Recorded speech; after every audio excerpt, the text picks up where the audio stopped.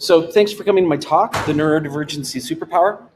I'm really grateful to be spending some time with you all today and talk about something really close to my heart, neuro-inclusion. So today we're going to talk about the challenges the neurodiverse workforce faces, but also the strengths it brings. Most of the images in the slide deck are decorative. For those that aren't, I'll explain the important parts. My name's Matthew Saunders. I'm a white male. I have short gray hair and a short gray beard. I'm wearing tan pants and a dark shirt with a IO logo on the front. You are about to explode. And I'm about to explode. Yeah, and that picture was in Atlanta, actually. I currently work through fractionally through my consultancy with a variety of different groups, including Amazing AI as their AI ambassador, the Blue Fly Collective as an advisor, Next for Autism as a mentor, advisor, curriculum editor, and TechSoup Squad program as a moderator. I helped found Pfizer's Neurodiversity colleague community group, and I was the co-host of a podcast there that focused on neurodiversity called The Rabbit Hole. I have a YouTube channel called My Neurodivergent Brain, and I've also been fortunate enough to speak at over 30 events internationally, including the US, Spain, the Netherlands, Greece, Germany, and France. Neurodiversity advocacy is very important to me. I'm personally neurodivergent, I'm on the spectrum, I have ADHD, and I'm dyslexic. And I've known since I was small that I was different. We didn't call it neurodivergence back then, or learning differences. People like me were called learning disabled. And my disabilities were considered bad enough that I was legally entitled to accommodations from the Canadian and Ontario governments where I lived at the time. In 2019, I began my public journey as an advocate for neurodivergent people by presenting at DrupalCon Amsterdam. And that session told my story about being a neurodivergent person navigating a neurotypical world, mostly without understanding my differences. I'd spent quite a few years at that point researching my daughter's own challenges. We adopted her from social services at the age of 5. And her experiences before she came to us were traumatic.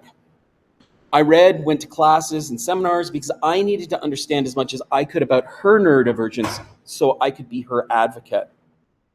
And doing this research led to light bulb after light bulb going off in my head as I recognized a lot about myself. And in a very real way, if it hadn't been for my daughter, I would have just continued coping. And I never really would have understood my own ADHD and dyslexia. And I certainly wouldn't have had the explosive realization that I was on the autism spectrum. In my Amsterdam presentation, which was called Pivot Points, I talked about my journey to being a technology leader despite these challenges, including how a boy that was never supposed to learn to read or write went on to attend 3 different universities in 2 countries, completing bachelor's, business certification, and a master's. Since then, I've presented another talk called My Neurodivergent Brain. I gave the first version of that talk in DrupalCon Portland in 2022, and the most recent version recently at DrupalCamp Florida. And that talk highlights my lived experience as a neurodivergent person living in a neurotypical world, with all kinds of tips and tricks and the importance of universal design. Both those talks were heavily focused on my personal lived experience, including the isolation and misunderstanding neurodivergent people often feel. But this talk is different. It's about the business imperative of creating neuro-inclusive teams in the 21st century. These 4 authors and their 3 books have been very important to my research. I'd encourage you to buy them and read them if you're interested in the topic of neuro-inclusion. The first is The Canary Code by Dr. Ludmila Prazlova.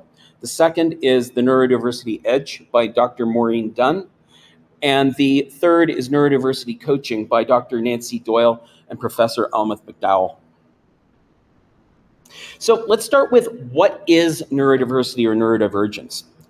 Harvard Health Publishing's definition is neurodiversity describes the idea that people experience and interact with the world around them in many different ways, and there's no right way of thinking, learning, and behaving, and differences are not viewed as deficits. So when we talk about a spectrum, we're really talking about vast varieties of the way we are. And in this talk, we'll learn that teams with a mix of neurodiverse and neurotypical people tend to be the highest functioning teams. So when I talk about these differences, I'll typically approach them from a strengths-based lens rather than focus on deficits. And each of these differences brings with them a host of strengths. For example, those on the autism spectrum are often known for concentration, fine detail process, and topical obsessions. People with ADHD are often able to hyperfocus, are creative and authentic. Dyslexics are visual thinkers who are very often creative as well, and so on. And this is described as spiky profiles. Later in the talk, we'll dive into spiky profiles and how they fit into the superpower. I have an activity that I call Who Amongst Us to get a sense of how connected this room is with the neurodiverse community. We can probably skip doing because there's only a few of us in the room. But I'm going to ask 5 questions, okay? And what I'd like you to do is just put your hand up if you feel comfortable answering these 5 questions. And the first is, are you personally neurodivergent? I am. Do you have a neurodivergent family member? Do you have a neurodivergent friend? Do you work with somebody who's neurodivergent? So, and the last is, or are you not sure or don't know anyone? You know, from what we have in this room, we'd normally have this chart come up, but I mean, basically, all of these bars would be up, which basically says you're part of this community already. So what I want you to do throughout this session is think about what if this was me, my sibling, my spouse, my parent, my cousin, or my friend. What would I want for them? 15 to 20% of the population is estimated to be neurodiverse in some way. The CDC reports nearly 1 in 36 children are diagnosed with autism. Likewise, the CDC reports that 9.8% of children are diagnosed with ADHD, and up to 20% of people have dyslexia. So overall, the prevalence of neurodivergence hovers at about 20% of the population. What this means is that up to 1 in 5 people you meet may be living in a world that's defined by systemic exclusion from opportunities to reach their full potential in our society. So imagine for a minute what that must feel like. For me, in grades 7 and 8, in an attempt to sort out my learning difficulties, but also cater to the fact that I was intelligent, I ended up being enrolled in both the gifted and talented and the remedial programs at the same time. Now, what this meant was I did not fit in anywhere. The remedial kids didn't hang out with me because I was in the gifted program. The gifted kids didn't hang out with me because I was in the remedial program. And kids in regular classes didn't have anything to do with either of those groups. So I ended up getting bullied and teased without mercy. For me, it was an extremely lonely time that ran all the way through high school. But that exclusion doesn't end after the playground, after high school, or even after finishing university. It's endemic to the way our system is set up. Now, I'll say this, I don't think it's on purpose. I think it's more a kind of neglect. And interestingly, a recent study done by Cypher Learning found that a massive 38% of 16 to 19-year-olds identify as neurodivergent, well above the global 20% of the population. All right, we're going to pivot here for just a second. Who knows what the unemployment rate is in the United States right now? Anybody? What are they saying it is? 4.2, 4.5, somewhere around that. Yeah. So for people who are disabled in some way, though, and this could be cognitive, it could be physical, like blindness, deafness, or paraplegics, and this is all working adults regardless of education level, that jumps to 7.2%. But then when you look at college graduates, this is super important to realize, the first one is anybody, any working person. But if you look at college graduates who are neurodivergent, 30 to 40% are under or unemployed. And that jumps to a whopping 85% of those on the spectrum with a college degree. Why do you think this is? Is it because neurodiverse people are inherently less talented? Is it because they have poor work ethic? Our social infrastructure of customs, habits, institutional protocols, and technologies creates a society that can be hostile to people who are autistic, ADDers, dyslexic, dyspraxic, synesthetes, hyperlexic, dyscalculics, Tourette's, and a host of other cognitive differences. It can make it difficult for them to find meaningful work, and when they do get that work, difficult to keep. Simple things like lighting, noise, crowds, these can all feel hostile. Imagine if fluorescent lights felt blinding to you and the quiet buzz that they make just had the right tone to put you on edge. Imagine that you're in an open concept office and every conversation around you distracts you and leads you to a lack of focus. The noise becomes overwhelming. This overstimulation can feel like hundreds of people asking you questions all at once. And imagine that that crowd feels to you like it's closing in, like you're trapped and you can't escape. Simple things can feel that way. Now, imagine on top of all of that, when you start to add complex social interactions, unspoken rules that can vary depending on context, and pressures to perform on the spot when you might process stimulation differently than other people. Anybody here experience that? That sort of feeling? I have. So no wonder 40% of us are unemployed, and no wonder such a huge percentage of folks on the spectrum are left out. So I'm going to start by dissecting the challenges of finding a job as a neurodivergent person. Traditional hiring practices are biased. Many companies use rigid application processes that prioritize social skills, eye contact, and conventional communication over actual job performance. Unstructured interviews favor charisma and quick thinking over skills and work ethic. Applicant tracking systems may screen out neurodivergent applicants due to non-traditional resumes or gaps in their employment history. Worse, applicant tracking systems don't have any empathy for applicants regardless of how talented they might be. So imagine you're a highly skilled autistic software engineer, but your social skills are differently developed. You may struggle in an interview due to anxiety or difficulty with small talk, even though you would excel at the job. Dr. Ludmila Preslova writes, current hiring practices often rely on style over substance. Style-based hiring presents barriers for many neurodivergent job seekers and leads to shockingly high levels of unemployment. But even if you get past the ATS, if the interviewer fears that you won't fit in, you're not going to make it to the next round of interviews. Dr. Doyle sums this challenge up perfectly with this picture. You have a monkey, a giraffe, a fish, a flamingo, an elephant, and a lion, and they're all hoping to be chosen as the best animal in the animal kingdom. And they're told, to ensure fairness, they will all be given the same test. Seems all right on the surface, right? Then they're asked, please climb that tree. Well, the test might be administered equally to all the animals. It isn't equitable in assessing the value of these animals. A fish can't climb, but it can breathe underwater. The flamingo can fly, but lacks the forearms to climb. The giraffe can reach the leaves at the top of the tree without climbing. The elephant could probably push the tree over entirely. And the lion could simply make a meal out of all the other participants. It isn't inherently disabling to have the spiky profiles of these animals, but the test doesn't take this into account. It isn't equitable. Many neurodivergent people struggle with self-promotion and networking, which are critical for career advancement.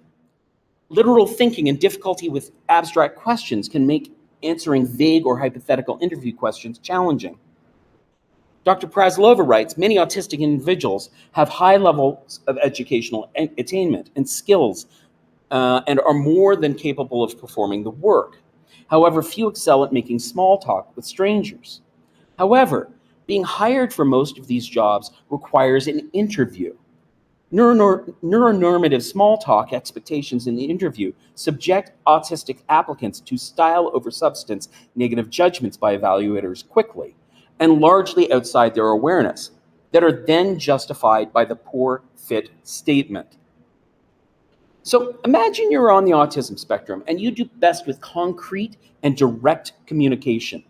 You think literally. Then the interviewer asks, where do you see yourself in 5 years?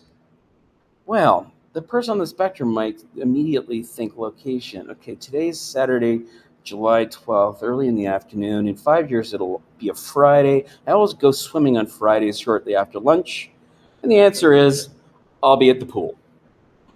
Now, if the interviewer were to ask instead, what career path would you like to follow? And what would the ideal outcome be in 5 years? You would get a far different answer. There are significant hiring biases and employer misconceptions. Employers may assume neurodivergent people lack soft skills, leadership ability, or adaptability. Some fear accommodations will be costly, even though most cost nothing or are inexpensive. Stereotypes about autism and ADHD can lead to misunderstandings about competency and work ethic. In thinking about leadership and how neurodiverse people often fail to be hired and promoted into leadership roles, Dr. Prezlova notes from interviewing professionals in her research, in general, the stereotype that neurodivergent people are only a fit for entry-level jobs denies the tremendous range of their abilities and talents. Then when managers were asked about neurodiverse people generally in abstract, the observation was a few managers wanted to know how they could be better peers or allies. And when they were prompted about the fit for leadership roles, nobody ever wondered how to best support a neurodivergent leader. Imagine you're a dyslexic applicant. You may need extra time on read or written tasks, and that's picked up in the interview. But what isn't seen is that you can literally see database structures in 3 dimensions in your mind, and given the chance, can describe them on a Miro board in ways that can make a project become crystal clear. But you're overlooked because your spelling isn't great. A little extra time, that could be fixed, but you aren't afforded it. Okay, now you finally have a job. The challenges of keeping it are just as steep as getting it. Remember, we talked about sensory and environmental barriers. Well, many workplaces are overwhelming due to fluorescent lighting, noise, or open office layouts, which can lead to sensory overload. This can be crippling. Rigid 9-to-5 schedules and inflexible expectations don't account for different energy levels, focus patterns, and work styles. The Gifts of Imperfection is a self-help book by Dr. Brené Brown, a research professor known for her work on vulnerability, courage, shame, and authenticity. And she writes, fitting in is about assessing a situation and becoming who you need to be accepted. Belonging, on the other hand, does not require us to change who we are. It requires us to be who we are. And traditional work environments don't support us being who we are. Imagine you're an employee with ADHD. You force yourself to work in the office from 8 a.m. to noon with a 15-minute break, an hour lunch, and then from 1 to 5 with another 15-minute break. Your mind wanders, distractions in the office like noise from your peers takes you off task. You're working on a big spreadsheet, but then you hear someone talking about their German Shepherd's agility class over the weekend, and now you're wondering how your dog would do in agility. I bet Cassie would be really great. She's eager to please and smart. And boom, your productivity tanks. All right, now imagine you're in your home office. You are far more productive working in short, intense bursts rather than sitting for 8 hours straight in an open plan office. You do best when you can get up and sing for no reason. You get the most done when you can work for 20 minutes, then stop and throw a ball against the wall for 5 minutes. You like starting early and ending late with lots of breaks. But none of this is conducive to the return to office protocols. Many neurodivergent workers don't disclose their condition out of fear of stigma or discrimination. Supervisors may not provide clear expectations or structured feedback, which neurodivergent employees often need to succeed. Workplace accommodations such as written instructions, flexible hours, or noise-canceling headphones are often overlooked and denied. Wikipedia shares, autistic individuals often face significant barriers in accessing appropriate support and accommodations. leading to feelings of isolation and misunderstanding. We all want a psychologically safe place to work, and all too often we're given reasons to lack that trust. If you're a dyslexic employee, you might struggle with fast-paced email communication, but excel in problem solving and big picture thinking. Yet, they receive no accommodations. You're expected to fit into a model or pattern that doesn't work well into the way you work. The image on this slide is one that we've all seen by Angus McGuire in the past. On one side, labeled quality, it has a tall, medium-sized, and short person, each standing on a box behind a fence watching a baseball game. The tall person has a great vantage, the medium person can just peek over the fence, and the short person can't see the game at all. On the other side, labeled equity, we have the same three people, but the tall person no longer has a box. The medium-sized person has one box, and the short person has two. And now all three of them can peek over the fence and watch the game. It perfectly sums up the idea of accommodations and what can make a difference, what equity looks like. Workplace culture and social expectations can be tough and confusing. Unspoken rules, office politics, and networking pressure can be confusing or exhausting. Executive dysfunction, common with folks who have ADHD or autism, can make time management, prioritization, deadline tracking more challenging. Masking, hiding neurodivergent traits to fit in, can lead to burnout and anxiety. Dr. Dunn writes, neurodivergent people often engage in the arduous task of fitting in, also known as masking, where enormous energy is expended through superficial impression management and deeply felt stress to hide neurodivergent traits. Imagine you're an autistic person. You like people quite a lot, but you don't understand small talk. You have deep interests that you love to share, but all too often no one in the office to share them with. This means that you don't participate in small talk. After-work social events increase your stress because of all the noise and the chaos of being in a restaurant or at a bar. And even when you go, you can't process all the conversations quickly enough, and you can't just focus on one because of all the extraneous noise. You're not seen as a team player, despite the fact you make great contributions to the company. And even though you're loyal and hardworking, you aren't understood. This can lead to resignations or worse, layoffs. I want to take a moment to talk about these deep interests for just a second and how they play into the autistic mind by sharing just a little bit about myself. So first off, it's important to know that autistic people often show affection by sharing their special interests with others and will explain them in great detail. They often invite those they care about to participate in these activities.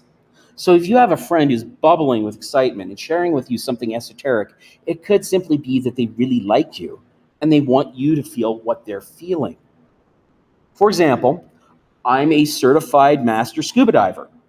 Scuba diving has bordered on an obsession, if I'm honest. I feel pure joy when I'm underwater, the pressure pushing in on my body like a full body weight blanket, and the silence except my own air escaping from my regulator as I exhale, and the common sign language that's used by every diver in the world makes intentions completely clear. So I'm almost certainly going to bring up diving when I'm talking to people, particularly in a situation where there's small talk. In fact, at a recent event where I was speaking, I discovered that one of the people who was in the audience was also neurodivergent, and she was also a diver. Well, what do you think we ended up talking about at the social event afterwards? So when I'm talking to you about diving or dogs or cooking or Drupal, I'm talking to you from a place of affection. But here's the problem. Someone on the spectrum might find it difficult to gauge when the conversation is appropriate, inappropriate, or when it's gone on too long. And that can have a negative effect on their career. All right, so I know that this was called the neurodivergent superpower, right? So I can hear everybody thinking in their head, this seems like a lot of trouble. It seems more like a super weakness than a superpower. But bear with me, it will start to make sense. But to understand the business imperative of creating neuro-inclusive conditions, I'm going to have to talk about babies and the elderly for just a minute. So Here's the thing. Gen X and baby boomers are retiring. We're living a lot longer and healthier into our old age. We got Randy right here as a prime example. And these numbers play into the next chapter of this narrative. This graph shows decreasing birth rates alongside the increase in retirements covering Western countries. It's becoming critical that we rethink our workforce and how it fits into this neurodivergency superpower. Our population demographics are becoming our enemy. We're having fewer babies than people retiring. And this is creating a workforce gap. The warning signs are clear. Fewer births, more retirees, but we haven't yet felt the full weight of what this means to our economies and societies. As an example, we're seeing this already in Japan manifesting. The age dependency ratio, which compares the number of elderly individuals to those of working age, was 40% in 2014, and it's expected to rise to nearly 80% in 2060. This shift indicates the fewer workers will be supporting more retirees, intensifying the strain on social support systems. Now, remember earlier when we were talking about the fact that 40% of neurodiverse people are unemployed. Well, this exacerbates the situation because many of these people also rely on social support systems. But here's the thing. Given the chance, they might not need to because they're often not just capable, but exceptional. We're reaching a crisis and a reckoning is coming, probably sooner than we expect. So there are a few strategies that can help mitigate this coming storm. Western countries like the US can increase immigration. Yeah, I agree. We can delay retirements and force people to work longer before getting benefits. We can invest in automation and AI to make people more efficient. We can encourage our population to have more children. And probably some combination of these are needed in the mix, but perhaps one of the most effective ways to quickly fill part of the gap is to create neuro-inclusive environments where it's easier for neurodivergent people to get hired and retained. Neuro-inclusivity isn't just the right thing to do, it has implications on the bottom line for companies. Dr. Dunn cites in a study by JP Morgan, autistic employees were found to be 48% faster and up to 140% more productive at a range of tasks when compared to their neurotypical peers employed in the same position. So when you consider our declining fertility and our increasing retirement rates, we see a tightening workforce, but we also have an opportunity to leverage an underutilized but extraordinarily efficient workforce. A workforce that has chronically been excluded from the economy, and they can be unlocked through the principles of universal design and authentic inclusion. So I think it's time to talk about those spiky profiles, okay? And I also, this is just a little plug, I think employees, employers, administrators, you should all be trained on the concept of spiky profiles because they will help them understand how neurodiversity results in spiky skills. This term spiky profile was coined by David Grant in 2009 in a book called Neurodiversity in Higher Education, and was popularized by Professor Amanda Kirby. And it refers to the cognitive pattern where individuals exhibit significant strengths in certain areas along notable challenges in others. This concept is often associated with neurodivergent conditions, such as autism and ADHD, where individuals may display exceptional abilities in specific domains while facing difficulties in others. So imagine we've got these three people. We've got Robert, Jennifer, and David. Jennifer falls within the neurotypical range when you look at her cognitive profile. Robert and David both have neurodivergent profiles. And I want all of you to think about what we talked about at the very beginning, the Harvard quote that said, neurodiversity describes the idea that people experience and interact with the world around them in many different ways, and there's no one right way of thinking, learning, and behaving. So let's take that to heart in the next chunk of the presentation, because just like superheroes, neurodivergent people have great strengths, which are balanced by weaknesses. This chart shows a mean. It's a simple average of all neuronormative people. This chart shows all kinds of different competencies that are often measured when people are assessed for cognitive differences. The competencies are on the x-axis. The skill level is represented on the y-axis from a scale of 0 to 10, where 0 is incapable, and 10 is the best possible. On this chart, we're showing 5 as the mean for neurotypical people. That said, all folks have some level of spikiness in their profile. So when we look at Jennifer's chart, her neurotypical profile, you can see that all of her scores fall within a typical range represented by that yellow band ranging from 3 to 7. Her profile is a bit spiky, and it does show that she's better at some things than others, but they all fall within the normal range. When measuring a neurodivergent person, these spikes become much more pronounced. So this slide shows 2 charts, those for Robert and David.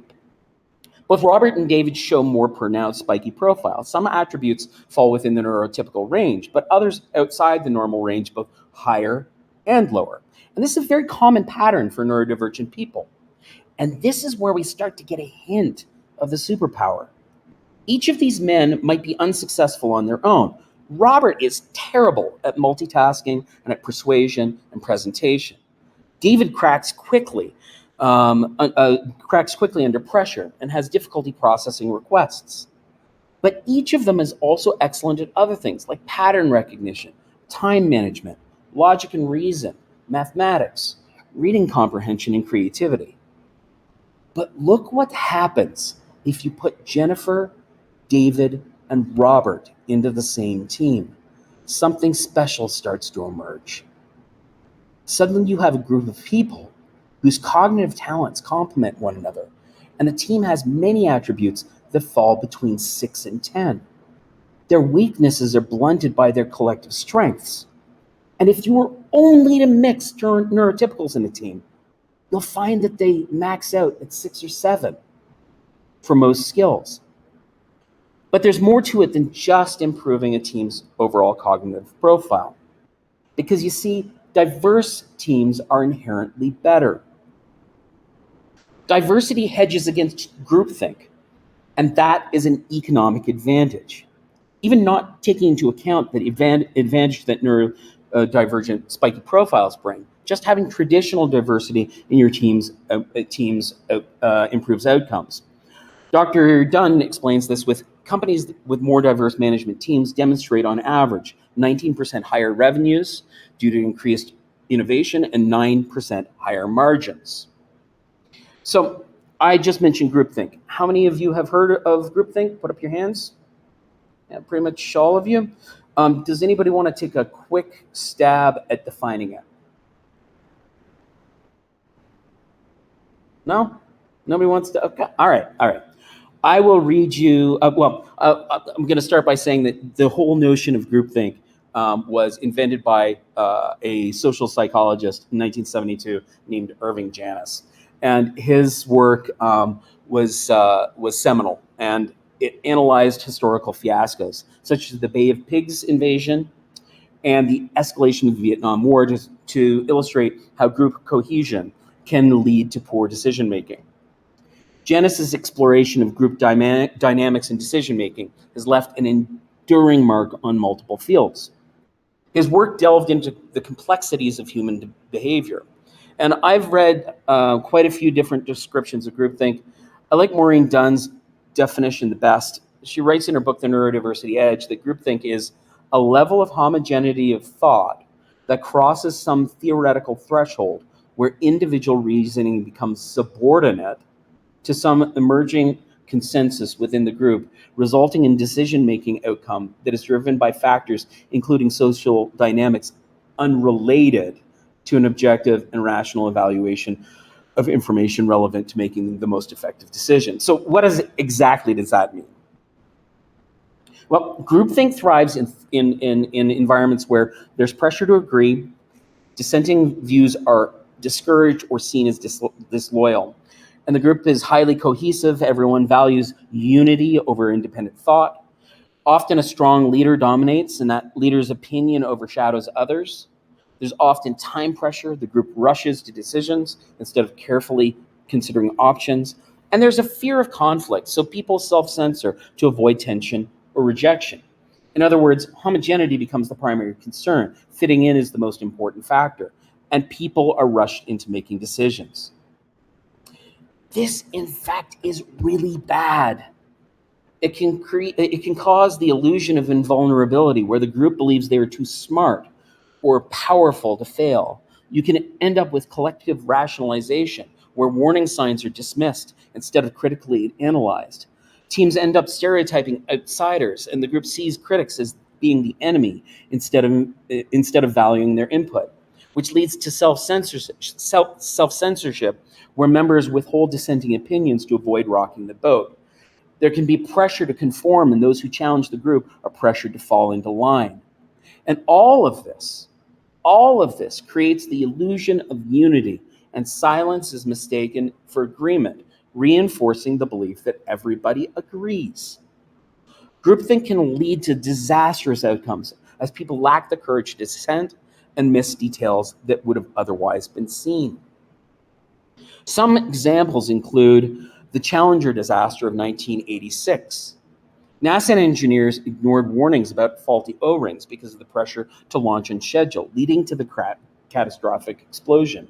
And I personally remember sitting in class with one of those EV carts rolled in, watching the launch and being traumatized when it exploded, realizing that Krista McAuliffe, a high school social studies teacher, was lost with the rest of the crew. And then there was the 2008 financial crisis. Banks and investment firms ignored warnings about high-risk mortgage practices because of peer pressure and industry norms, leading to a massive economic collapse. The stock market lost 57% of its value. Unemployment soared to 10%. Home values plummeted by 30%, with millions of foreclosures, and the U.S. economy shrunk by 4.3%, the worst since World War II. Full stabilization and recovery took until 2017. And then in 1961, there was the Bay of Pigs invasion. President John F. Kennedy's advisors failed to question a poorly planned invasion of Cuba, leading to a humiliating military defeat. The Bay of Pigs strengthened Castro, escalated Cold War tensions, and led to the Cuban Missile Crisis. It drove Cuba closer to USSR, escalating tensions worldwide, and we still feel the negative effect of that today. But here's the thing, sometimes groupthink can be entirely snuffed out just by one or two people expressing concern. This can be enough to do two things: expand the overall number of paths that could be followed, encourage others to speak up as well if they have other ideas. And this is where the neurodivergent superpower can defeat the kryptonite of groupthink.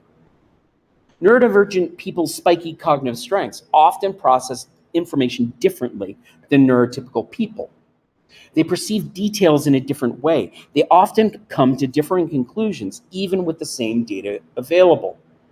According to Dr. Maureen Dunn's writing, she's observed that neurodivergent people tend to be less concerned about social status and more likely to speak up given the chance. Keiji Izuma is a prominent figure in the field of social cognitive neuroscience. He's currently serving as a professor at the School of Economics and Management at Kochi University of Technology in Japan. When he was doing his postdoc studies here in the United States, he conducted a social status study where he asked autistic people and neurotypical people to donate money to UNICEF on two separate occasions. The first request happened with no social pressure and without anyone knowing the outcome. The second occasion, the participant was watched by the researcher, standing close by and observing every step. Autistic participants donated the exact same amount of money each time. The neurotypical participants donated significantly more when there was an observer, and this was tied to the perceived improved social status of making that larger donation. This notion of the importance of social status is one of the key components that drives groupthink. The person cares more about how they're perceived than the outcome of the decision. Bain and Company found in their research that teams make better decisions than individuals 66% of the time. But neuro-inclusive teams make better decisions 87% of the time. And while diversity can increase short-term friction within teams by about 15%, that was outweighed by the finding that neuro-inclusion boosts positive results by 60%.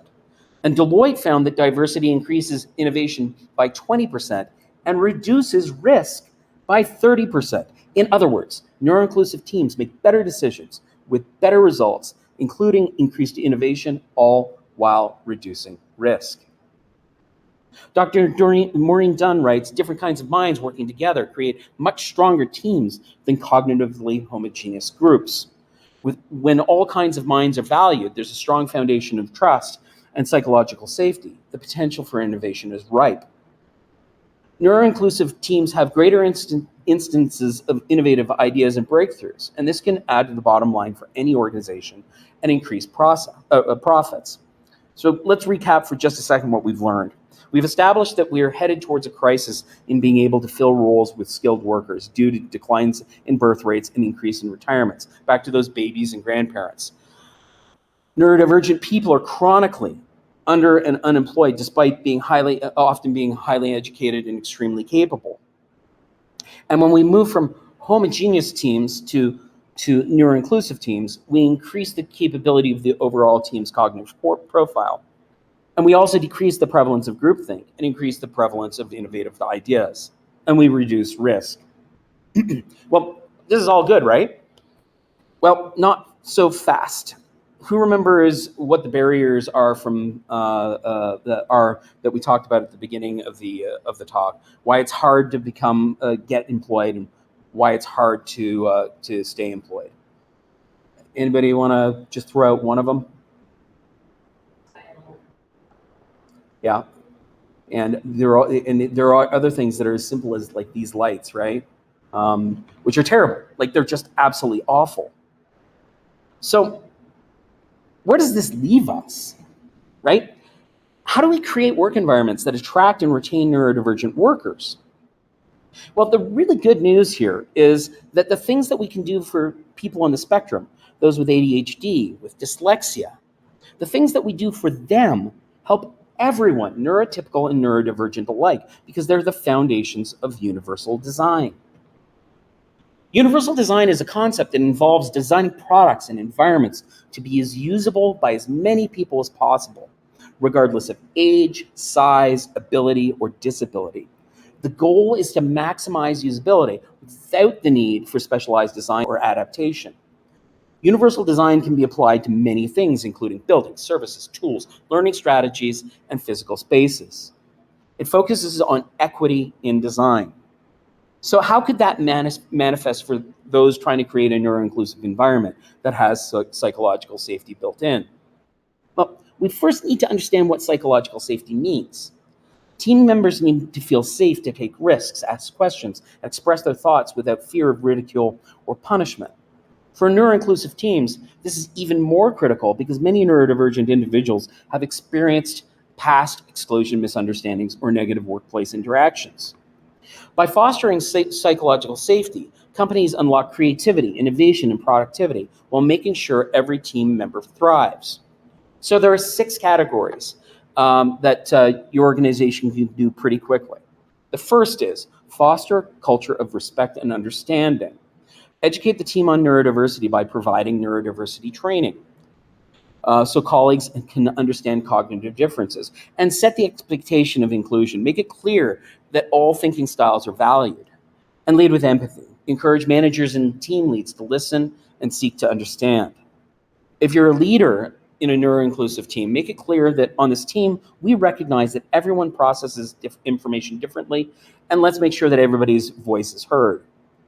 The second is to encourage open communication and flexible participation. Provide multiple ways to communicate. Some neurodivergent people prefer writing over speaking. Others need extra processing time. Allow for anonymous feedback because some team members may feel safer giving input anonymously. Give extra processing time. So instead of expecting immediate responses in meetings, like I've been doing here to you guys, allow time time for follow-up thoughts via email or chat. So instead of putting somebody on the spot, sorry you guys, in a meeting, a leader might say, take some time to think about this and share your thoughts in Slack later. The third is to create a low sensory, flexible work environment. So reduce sensory overload. Offer quiet workspaces, noise canceling headphones, or remote options. Respect work preferences. Allow for flexible schedules when possible.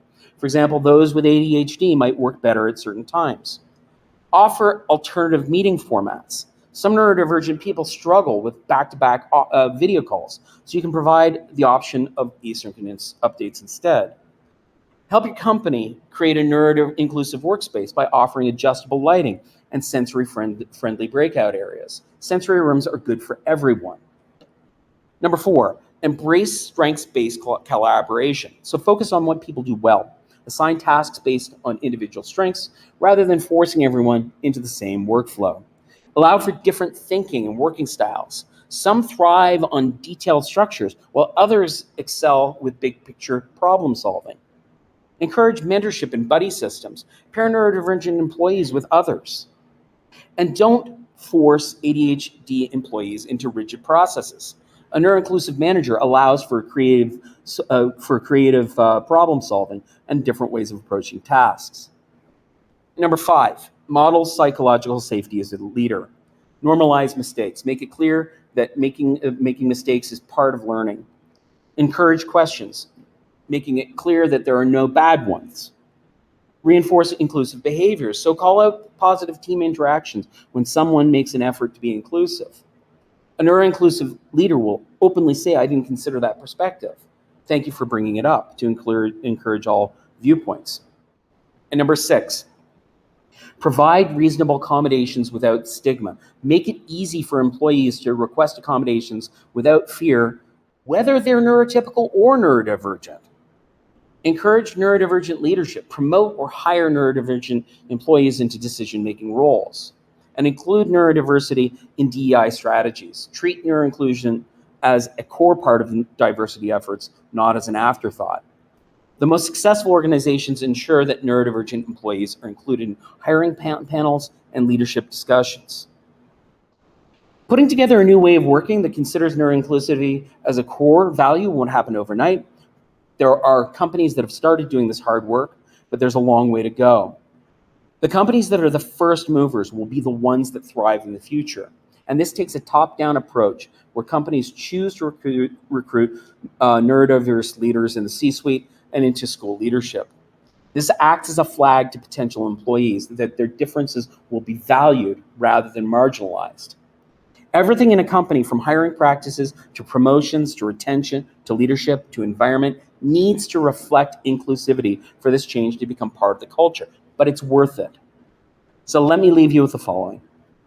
Neuro-inclusive teams are higher functioning, 87% better at decision making, 60% improvement in OKRs, 20% higher levels of innovation, and risk reduction of 30%.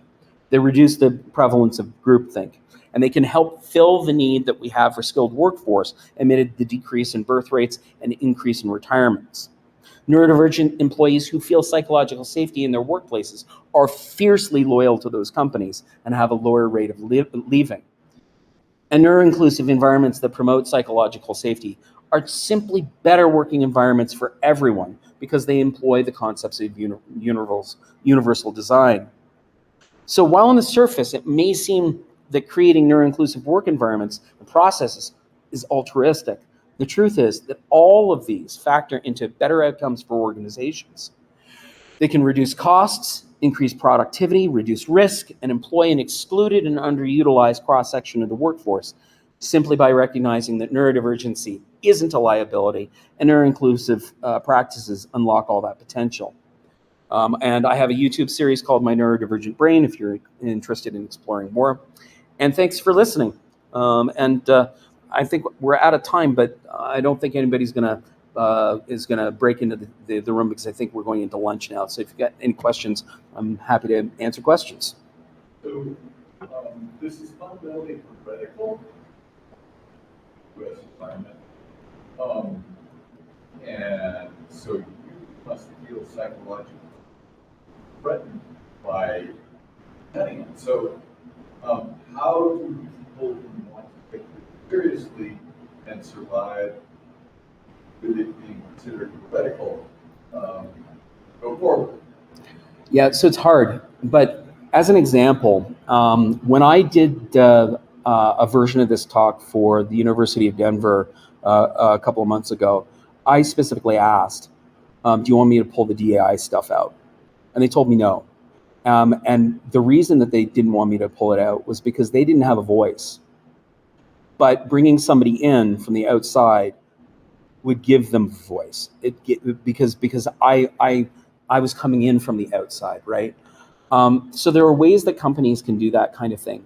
A lot of companies are also, while they're pulling down information about their diversity programs from websites and so forth, are just quietly continuing to do what they've always done and continuing to improve their programs, and just waiting it out. I think it's important, even in this environment, to talk about this stuff, to have a voice, because if we don't, we're just going to sort of be dragged back probably more than just 4 years, right? So it's important that people talk about it. It's important that people are willing to be vulnerable, I think. But in my instance, I have a whole community of people around me who care about this stuff. So yes, there's a feeling of threat, but also there's safety in numbers, right? Yeah.